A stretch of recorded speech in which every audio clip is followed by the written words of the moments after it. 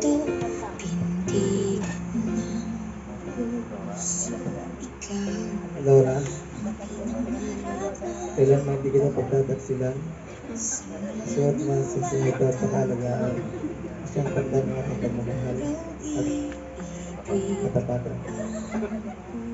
puso.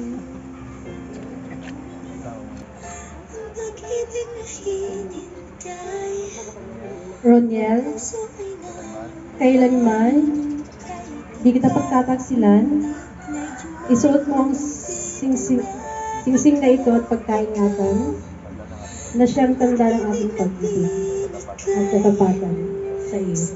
akin ang may kapal, biyaya. Ay simbolo ng iyong hanap buhay. Hanap buhay na hinanap sa mabuting paraan upang ihandog sa iyong pinakamamahal na si Laura. Laura, tanggapin mo nito na buong puso.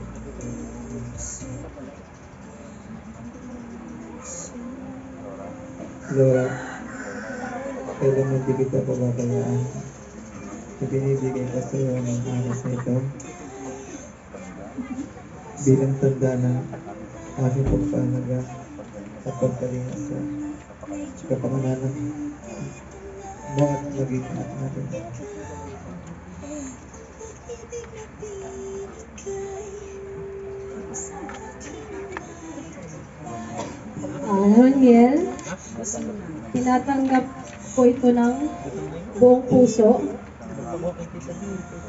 at nangangako akong iyong magiging katuwang sa wastong paggamit, pangangasiwa ng ating kabuhayan.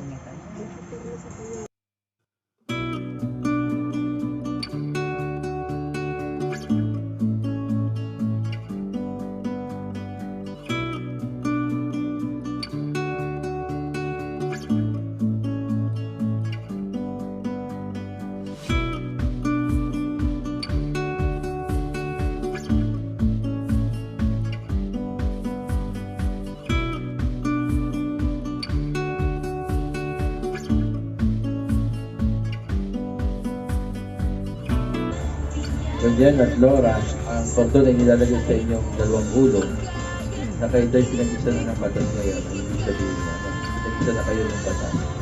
Batas na nagsasabi na kahit kailanman, hindi na kayo pwede maghiwalay dalawa. Tanging pagkawala lang ng isa sa inyo ang magpapahiwalay sa inyo. Roniel, iiwasan ng gusto at para makaiwas ka, yung sinising na yan yung nagpapaalala sa iyo na ngayong araw na ito, sumumpa ka sa mga magulang ni Laura, sumumpa ka sa mga ninong at ninang na naririto ngayon, na hindi mo pagtatakilan sila. At Laura, ganun ka rin naman.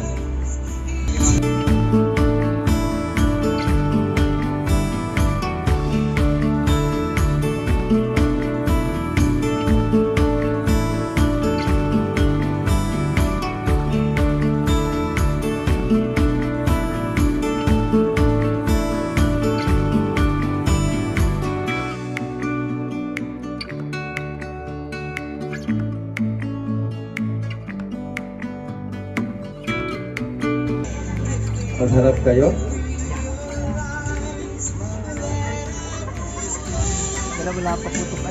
Sa bisa ng kapangyarihan pinagkaloob sa akin ang saligang batas ng Republika ng Pilipinas bilang punong bayan ng Pinamalayan. Kayo Roniel Flores Abel at Flora Tumenyo Rosenthal, Abel ka na ngayon. Simula sa oras na ito pinagsitibay ang inyong pagmamahala, dalawa bilang legal na mag-asawa na. So, congratulations sa inyong dalawa. Roniel, pakita mo naman sa mga ninong at ninang mo at sa magulang ni Laura ang tunay mong pagmamahal sa pamamagitan ng isang pamilya. Bilang kami ng tatlo, pupupugin mo si Laura, ha? So, 1, 2, parang ayaw pa si Laura. 3,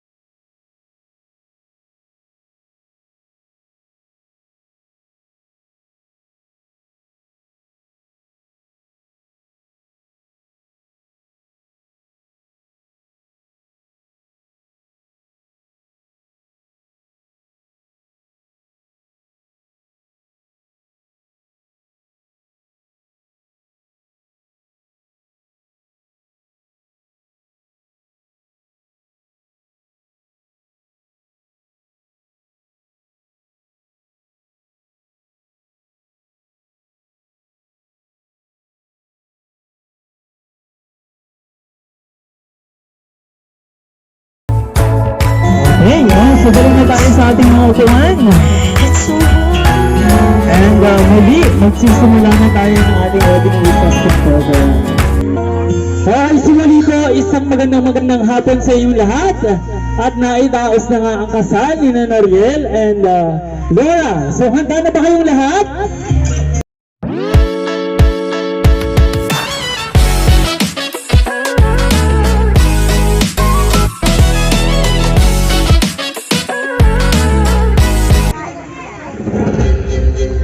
Okay, get ready, ladies and gentlemen, because we are about to start our wedding reception program.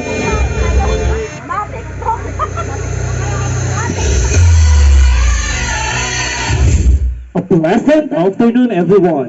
Welcome to the celebration of love and life.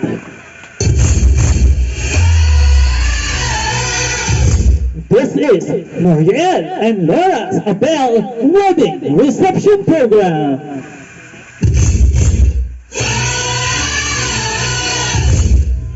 This is Minel and I'll be hosting this joyous celebration of love.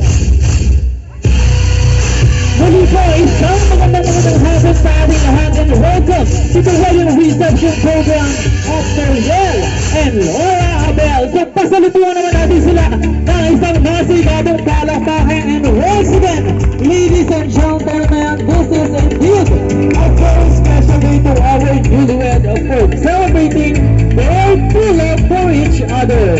Kaya naman, huwag na nating patagalin pa. And without further ado, let us welcome, and it is my honor and privilege to introduce to you our newlywed, our lovely couple.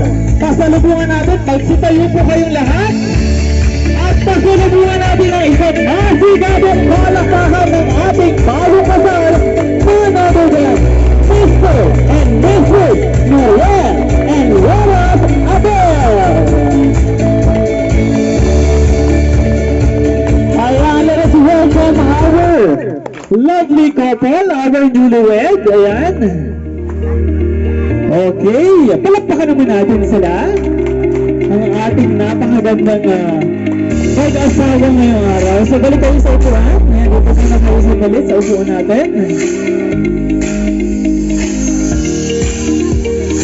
Ayan, so maraming salamat. And of course, at this point, dahil naitiwang na nga ang pag-iisang dibdib ni Noriel and Laura, so ganito lamang po ang ating gagawin. Kapag sinabi kong best, ang isisigaw nyo lamang ay wishes. Okay? Pag sinabi kong best, ang isisigaw nyo ay... At pag sinabi ko namang happy, ang isisigaw nyo naman ay marriage. Okay? Happy? Pag sinabi kong best, happy? Siyempre gusto ko yung mas malakas. Okay, ready? Siyempre dahil napakalaga ng araw na to para kay Laura and Noriel. Siyempre yung ating pagbati para sa kanila ay dapat full of energy. Kaya naman, happy! Yes! Happy! Sasalubungan natin na isang bagong masigabong palakpakan ng ating bagong kasal.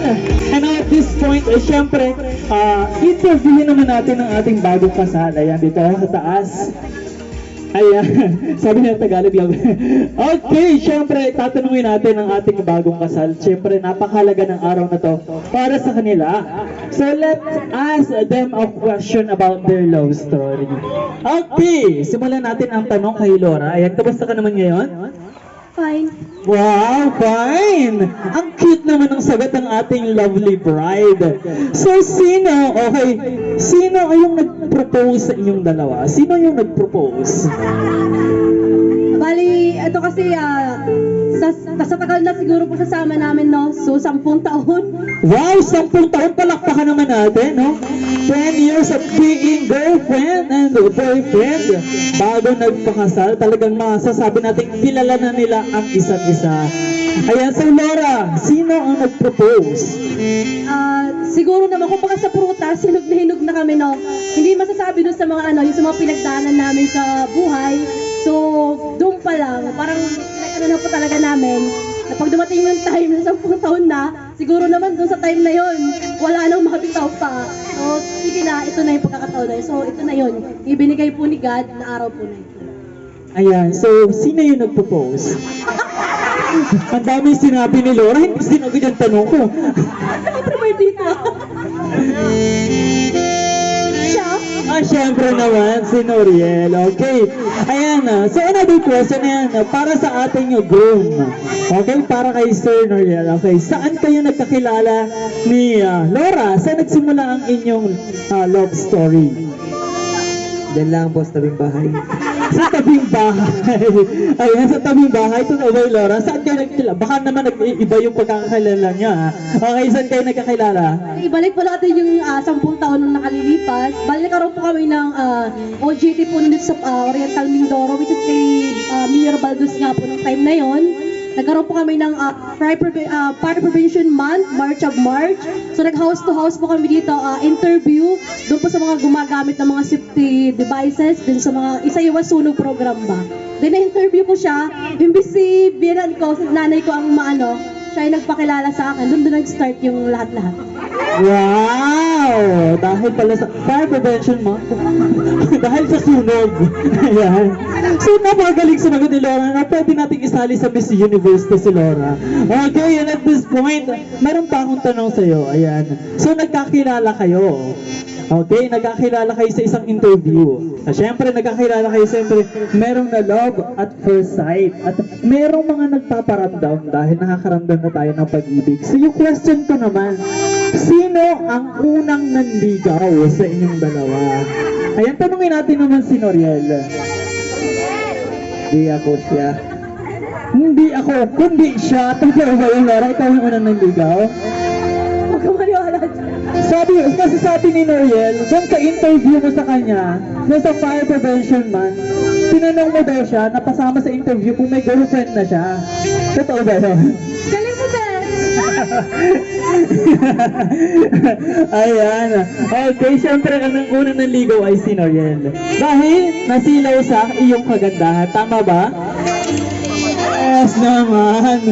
Okay, so meron pa akong last question para sa iyo, Nora. Okay, pwede ba namin malaman lahat? At pwede mo bang sabihin sa amin kung ano ang iyong surname or apelyido kahapon? Rosendal! Ikaw ay si Laura. Rosendal! At syempre, maaari bang sabihin o isigaw sa amin kung ano naman ang iyong apelyido ngayon? Ikaw ay si... Laura Abel! Wow, ang pebebe nung Abel ha. Ulit nga. 1, 2, 3. Laura Abel!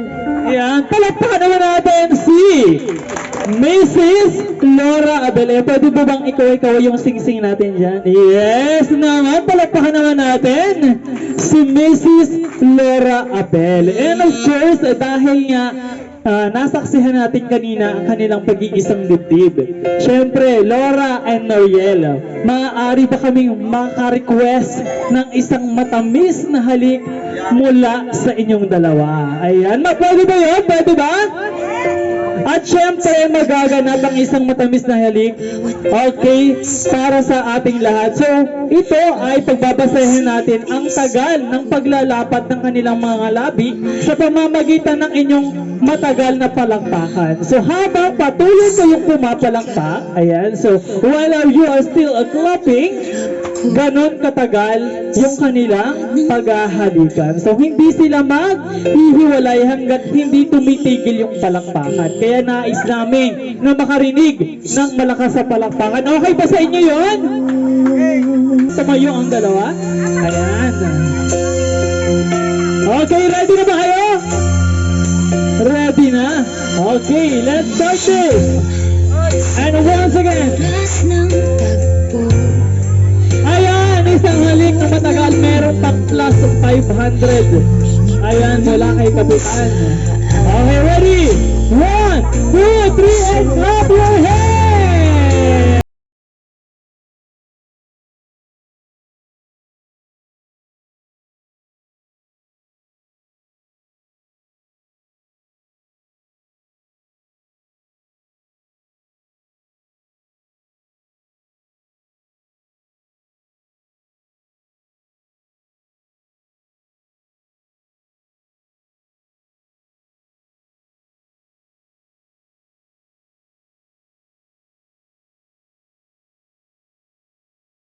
ang ating pagbibigay ng mensahe mula sa ating mga ninong at ninang na tumatayo bilang kanilang pangalawang magulang. So tinatawagan ko po si Mr.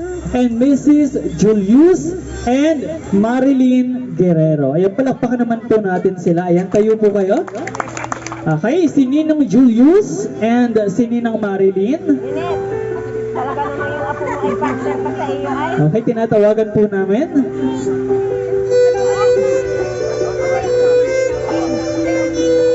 Okay, and magbibigay naman po kayo ng mensahe para sa ating bagong kasal. Una po sa lahat, maraming salamat sa mga dumalo dito sa sala nila. Meron din po sa mga kasama kong ninong at ninang, mga magulang. Maraming po salamat sa inyo. Tayong masasabi ko sa inyo mag-asawa, sa haba ninyong pagkakilala, 10 taon na, siguro kilala niyo na isa't isa. Pinakang-dismisses ko sa inyo, sana maging masagana, maayos ang inyong pagsasama. At kung ano man yung magiging problema, sana kayo din dalawa ang lumutas at pagpalain kayo ng Diyos. Salamat.